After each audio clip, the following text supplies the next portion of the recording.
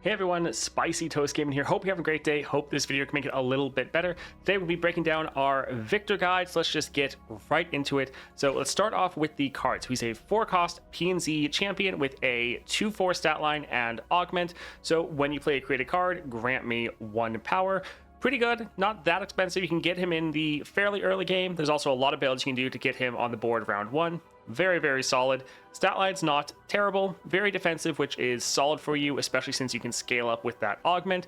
Then you have the effect of when I'm summoned or round start, create a Hex Core upgrade in hand. That Hex Core upgrade, you can see it right over here. So slow speed, but this is actually going to get upgraded to burst fairly quickly. So give Viktor a random keyword. That counts as a created card, and your level up is you've played 7 or more created cards. When you level up, you go to a 3/5, and now all of your created cards cost 1 less, and you still have that same effect of making that Hex Core upgrade. Now his champion spell is a little bit of a mixed bag. So it has Viktor's Death Ray, 1 cost fast, deal 1 to a unit, create a Death Ray Mark II in the top 3 cards of your deck. And then since this is a champion spell, it's also putting a Viktor in your deck. So that part 2, you then deal 2 damage to a unit, this one costs 2, and now it makes a Death Ray Mark III in the top 3 cards of your deck. So you see that right here, fast speed, 3 cost, deal 3 to a unit. Now, the issue with this is not that impactful of a card, and so by shuffling it to the top of your deck, while it is making a created card for you, often you have better cards in your deck that you would rather draw. So by drawing some of these instead, you're kind of keeping yourself from getting some of those better cards, and so playing a lot of your champion spell can actually be a pretty big negative for you, which is why some builds like Echoing Spirit or Grand Chill's Counterplant aren't necessarily the best. Now there's a bit of a caveat with Echoing Spirit that we'll get into later. But yeah, some of those relics, even though they are creating cards, aren't necessarily the best for you because your champion spell isn't really the greatest. Now let's go over his Constellation. As you see here, we do actually have the full Constellation done. So let's go through the star power. So first, allies with augment have 1/1. So this is just the normal keyword that Viktor has and a lot of his units have. And when you're playing that created card, you get +1 power, but you just start with a flat 1/1 for all units that have augment. Really nice, just further help scaling up all your units.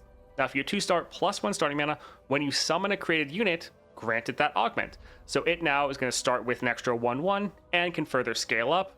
Really nice. But then your 3-stars where things get pretty crazy. So you still have allies with augment have 1/1, and now your augments grant additional 1 health. Now they already give 1 power, but now anytime you're playing a created card, all of your units with augment are now scaling up by 1/1, which is pretty big, especially because you're playing so many created units or created cards in general. And so you actually have really, really good board scaling. Viktor actually can end up playing fairly similarly to Leona, where you're trying to just fill out your board and then scale everyone up and make them massive. Now for your 4th star, you have the spell burn. When you play a spell, deal 1 to the enemy nexus. Pretty solid because you're playing a lot of spells.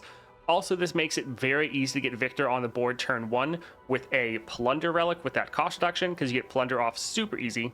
Your 5-star, same as always, just get a extra mana gem. And for your 6-star, when you play a created spell or unit, copy it. Now this is absolutely massive. You're playing so many created cards, and so you're having just crazy card duplication. So that is really good. But then also, since your cards are going off twice, if it's a spell, that means you're doing extra damage to the enemy nexus. Then also you're scaling up all your units essentially by 2/2 every time you're playing a created unit or created card. So this is actually very, very impactful. Now as far as some of the bonus stars, reroll and regen, solid.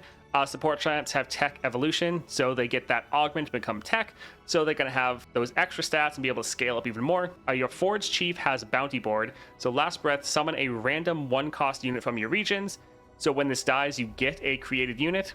Now this is a summon effect, whereas your 6-star is a play effect, so you're not going to be getting 2 units from this if you have Viktor at the 6 stars, but still giving you a created unit is very nice. Here you have Star of Discovery. Followers you acquire in Ventures have tech evolution, so just any followers you acquire, whether that be through the support package of your support champion or like after battle rewards, shops, doesn't matter.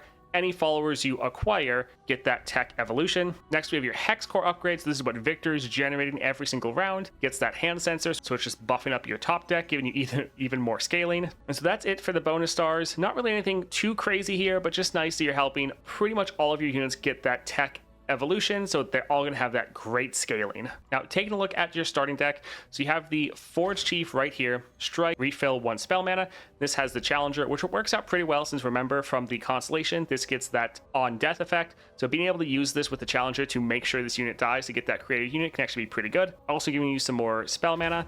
We have the iterative improvement, so 1 cost, pick a follower, create a copy of it in hand with 1/1. Now this is really good. For one, whatever unit you're picking against that 1/1, but since it's also going to be created, it also gets that augment, so it gets an additional 1/1 and can then further scale. So whatever unit you're going to choose is going to be pretty big, but this just says pick a follower. So you can use this to pick an enemy follower. So if the enemy has like a lot of elusives and you're struggling to deal with it, kind of doesn't matter. You can just grab one of their units and then kind of make it your own. So this is really nice. Also, if your Victor is leveled, all your created cards are going to cost 1 less. So whatever unit you copy is also going to cost 1 less and then also be pretty big. This is a very solid card for you. Great for just getting some more created cards. We have Ballistic Bot. So 2 cost augment, round start, create a ignition in hand. And this also has Overwhelm. Very solid card for you, really the backbone of your deck, because you can get this on the board early. It's going to be able to scale a ton with that augment, but then it's giving you a created card that you can play every single round to just further scale up your whole board. Next, we have the Boom Baboon. So when summon, create a Flame Chompers in hand. Now this one doesn't have augment, but it is creating a card for you. So this Flame Chompers right here, when discarded, summon me. Now with the champion level ups, this actually gets a couple upgrades. So it actually goes down to a 1 cost.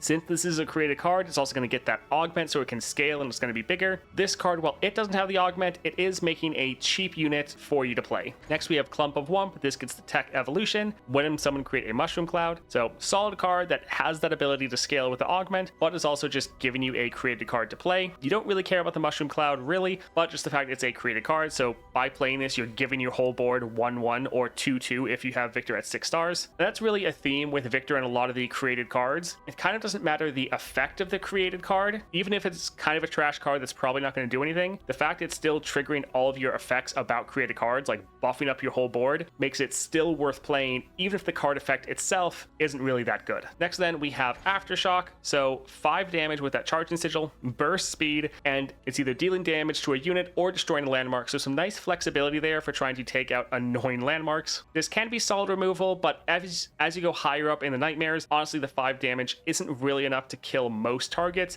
so you're often just going to be using this to destroy a landmark later on. Next up we have the Neon Droid, 3 cost, elusive and augment, and this also gets that crystal carrier, so get an extra mana gem. Overall, pretty solid card. Nice that you have an elusive built into your deck, so you can try to scale this up. This also helps your ramp. Then we have Victor.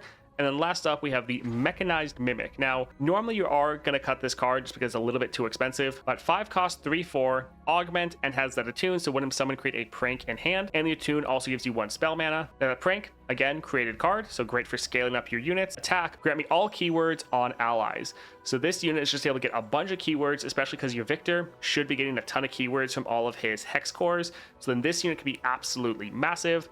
But again, it is a little bit pricey, so quite often you're just going to cut this card. Now, if we take a look at your champion level ups, there are some pretty big things in here that you didn't necessarily see in the starting deck upgrades.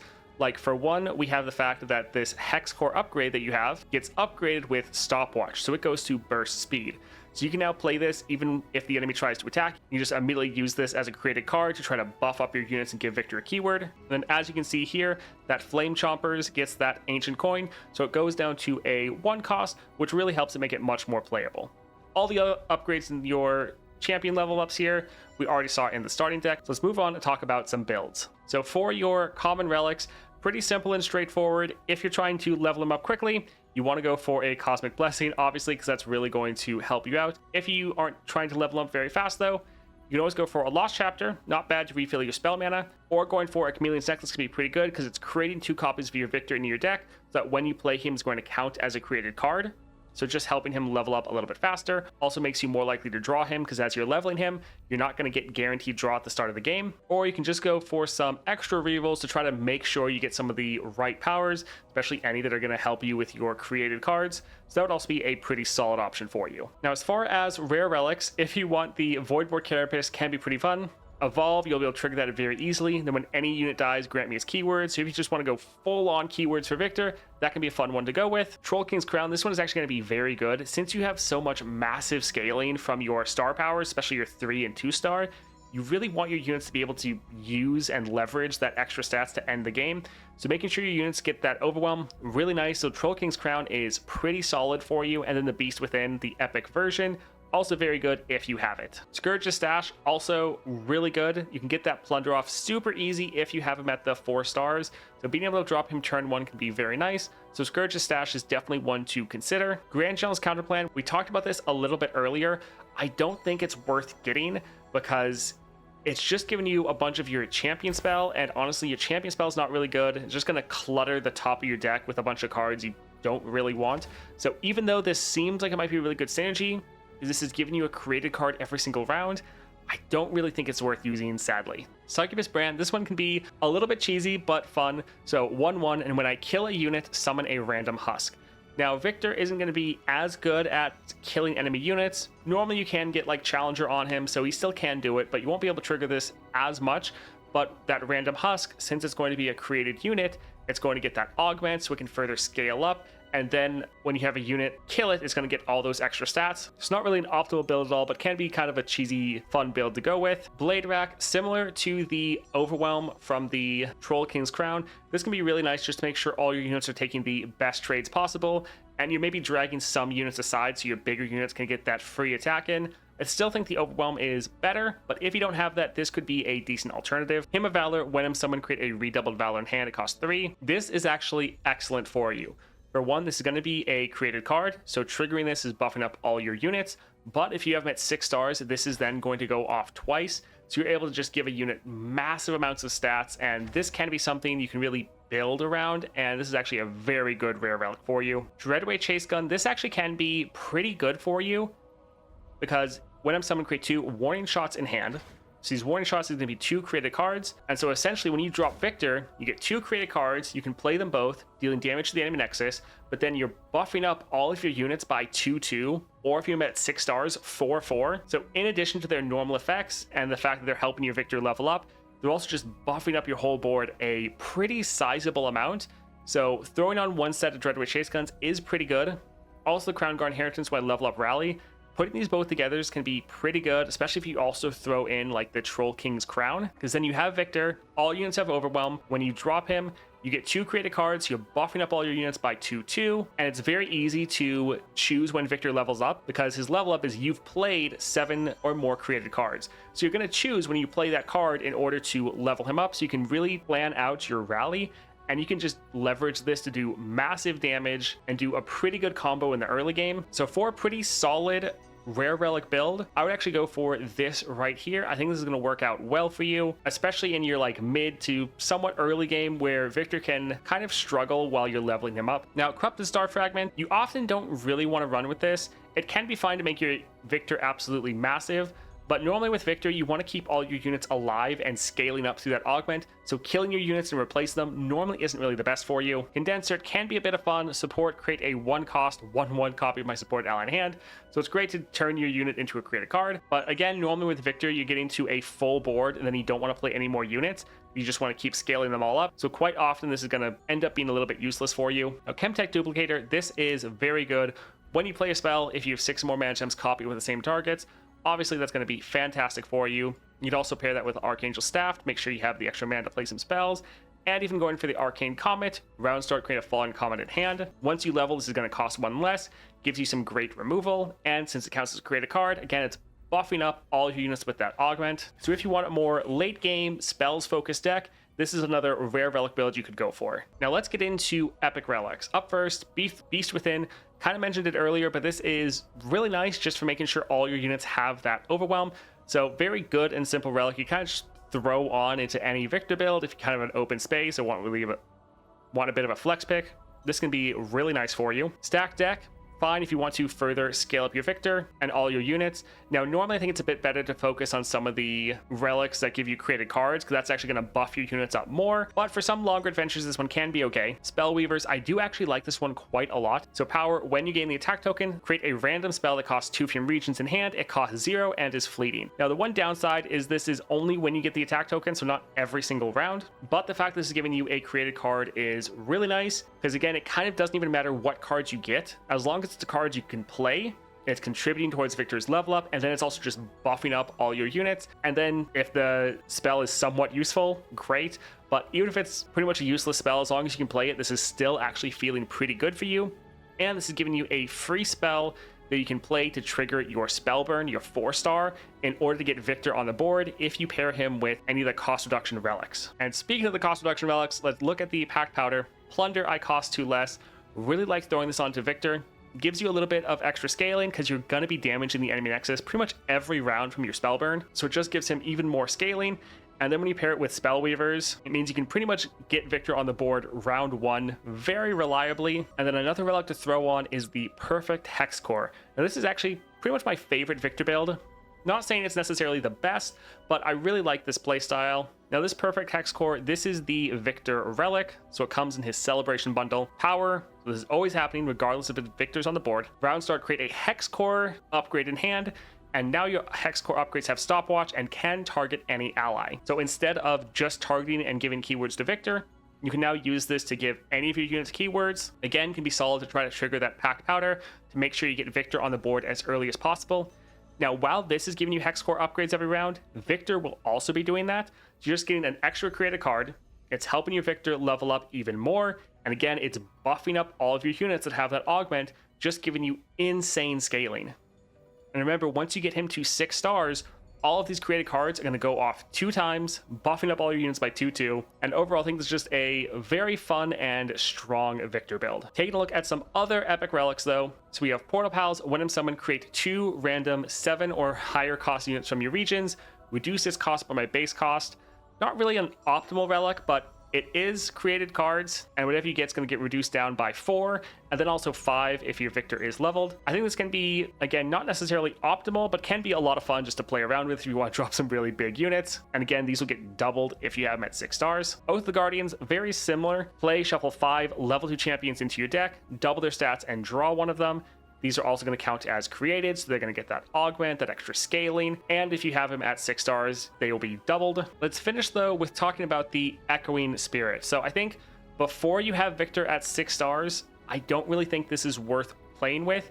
But once you have Viktor at 6 stars, you're creating 7 copies of him in your deck. Champion spells cost 1 less, but that part doesn't really matter for us. The big thing is you're creating copies of your Viktor, and your 6-star doubles created cards played. And so if you drop a copy of Viktor that was made through this Echoing Spirit, you get 2 Viktors on the board. And these aren't ephemeral or anything like that. These are just like permanent Viktors on your board, which is fantastic. So you can pair this with a build similar to the last one we showed off, going for something like this.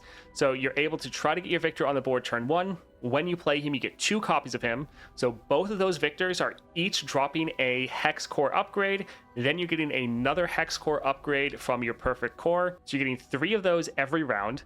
Since you have them at 6 stars, each one of those is going off twice. So massively buffing up any units you have. You're playing a ton of created cards. You're doing a lot of damage from Spellburn. This build does have some drawbacks though. For one, you're getting a ton of copies of your Viktor, where you really only want to play 1 copy of Viktor to get him on the board. And then the extra copies are kind of wasted because you don't really want to play his champion spell. So your champion spell is just going to fill your top deck with a bunch of kind of crappy cards. And so this build can put a ton of pressure on the enemy round 1. And so if you want a super aggressive Viktor build, this is definitely the one to go to, especially if you have them at the 6 stars.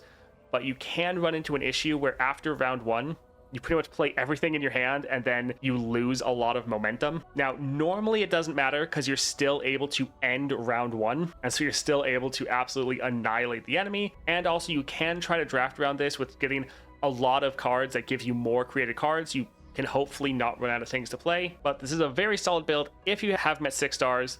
but it does have some drawbacks. Normally it shouldn't matter, but I just want you to be aware. That's it for Viktor builds though. There's a lot of different ways you can build him. We just wanted to highlight some of the different builds that we like, but he is a pretty versatile champion. A lot of different things you can come up with. Let's go now take a look at some powers you want to look out for in game, cards to look out for, support champions, and finish off with his rankings. All right, take a look at powers now. There is so many good powers for Viktor. This game is just filled with created cards, whether that is from like Manifest, Invoke, the Emperor's deck, or just a lot of cards that say you play this and it directly creates another card for you. So there's so many different synergies with Viktor. This will just be some powers, but there's a lot that really work for you. So up first, Wild Inspiration, your created cards cost 1 less. Pretty simple and straightforward. You're making a lot of created cards. Make them all cost 1 less is really nice. When you level up Viktor, he also makes them cost 1 less, so now they're all going to cost 2 less. Overall, really good for you. Then gearing up, game starts summon 2 armed gearheads. Now, really any of the powers that are creating units for you, so whether that is ones that are creating units every round start or any that are creating them at the start of the game, kind of doesn't matter. For any of them though, if you have them at 2 stars, they're all going to have augment, so they're all going to be able to start scaling. So just any of the powers that are creating units, especially ones that aren't ephemeral, are very good for you. We also have counterfeit production. Round start, create a fleeting 0 cost counterfeit copies in hand. This is really good for you, but again, any of the effects that are creating a created card every round for you are very good. So there's also like Blade's Edge or Blade Dance that creates a Blade's Edge, or the one for like Ornn and his time and dedication. Just any of the powers that are giving you a created card every round, very good. Or even the ones that are creating a card at game start, such as like the equipment one. Any power that creates cards, very good for you. Now the counterfeit production can be really nice for you though, because you're not only getting a created card, but then you're using it to create more cards in your deck, just doubling down on getting even more created cards. Next up then, we have the Crush. Allies have Overwhelm. Simple, straightforward. Since you have this crazy scaling, you really want to be able to make sure units can actually use it and you don't just get blocked out. In the middle, we have Hold It. Round start, stun the strongest enemy. Viktor can be a little bit weak in the early game, so just going for some of the solid defensive powers, so like Hold It right here, or the Frostbite one, or the Disarmed enemies have -1 power, or the power that reduces enemies' power by the amount of damage you deal to them. Just any of those solid defensive upgrades are really nice to get for Viktor, just to make sure you don't get overwhelmed in the early game. Now we have Sorcery. Round start, refill your spell mana.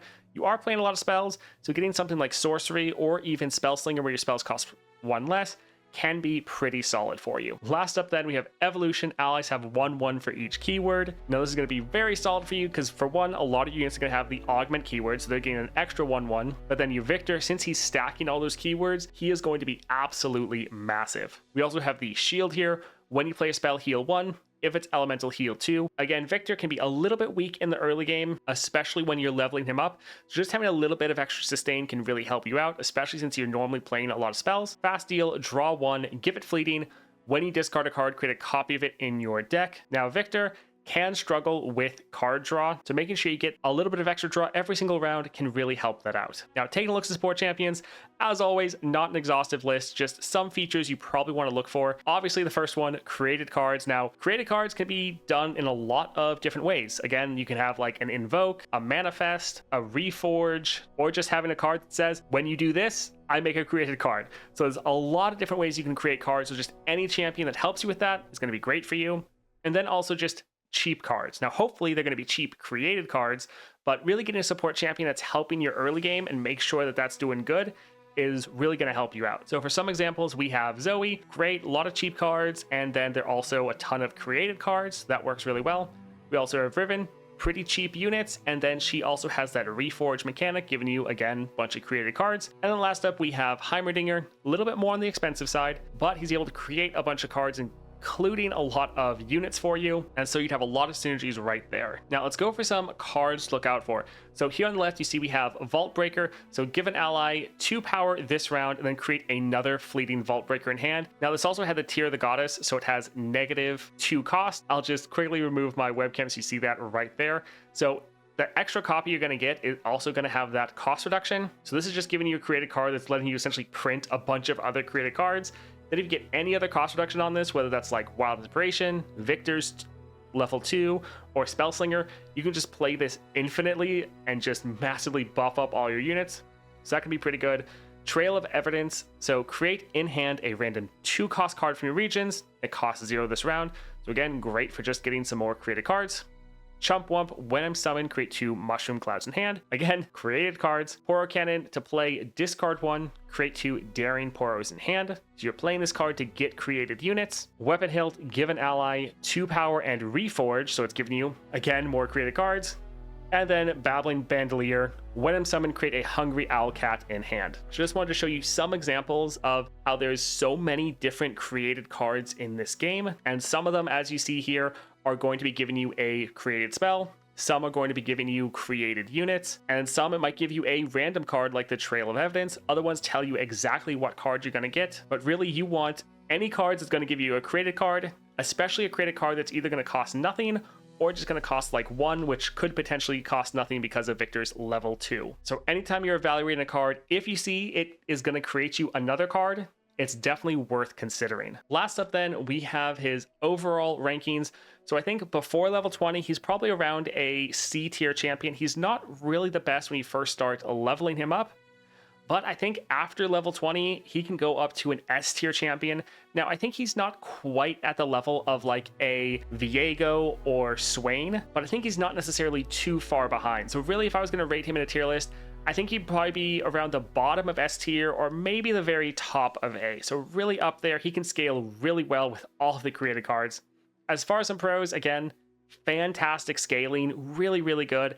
And he is quite versatile. Yes, you can use him for a bunch of different builds, but there's just so many cards or powers in the game that give you created cards. So going through a run, you can just make such a good build because there's just so many synergies for his playstyle in the game. Now, as far as some cons, we have weak early with that little bit of an asterisk. You can fix this with your Relic builds. So if you have the right build, you definitely can mitigate that. So it's not like that is just always a constant weakness, but especially when you're leveling them up, you will probably notice that. And then we also have weak draw. Now, if you're getting unlucky, you can run out of things to play with him. But again, you should be drafting to getting extra draw or getting just a bunch of cards that give you more created cards. And so that card generation should really help mitigate this issue. But if you don't go through your games and you don't get any of those cards that are going to help you with card generation, you're going to have a bit of a weak time. And as far as his overall rankings, I think he is near the top. He is a PNZ champion. It is pretty competitive, but I think he is near the top of that list. I'm not thinking he's necessarily the flat out best, but he's definitely up there. That's it for our Viktor guide though. I hope this helped you out. If it did, a like and subscribe is greatly appreciated, and I hope you have a great rest of your day.